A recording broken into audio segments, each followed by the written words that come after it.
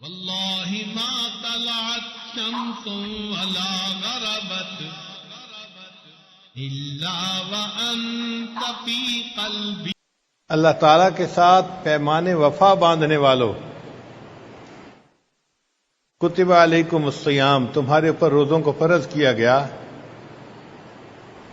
کما کتب علی الذین من قبلکم، جیسے کہ تم سے پہلے والوں پر یہ روزے فرض کیے گئے۔ دنیا کا دستور ہے کچھ لینے کے لیے کچھ دینا پڑتا ہے، کچھ پانے کے لیے کچھ کھونا پڑتا ہے۔ تو اے بندو، اگر تم اللہ کا وصل چاہتے ہو، اللہ کا دیدار چاہتے ہو، تو تمہیں بھی تو کچھ دینا پڑے گا نا۔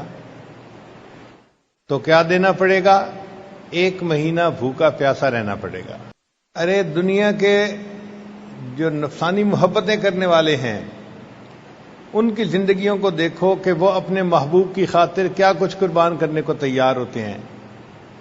فرحاد ایک عورت کا عاشق تھا اور اس کی خاطر وہ پورے پہاڑ کو کھودنے کے لیے تیار ہو گیا تھا۔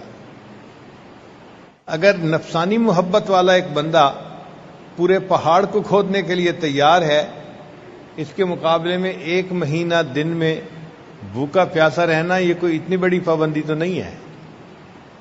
اور یہ نہیں کہ اس پر تمہیں کوئی مادی چیز ملے گی، نہ کائنات ملے گی، بلکہ اس پر تمہیں کائنات کے پروردگار کا وصل اور دیدار نصیب ہوگا۔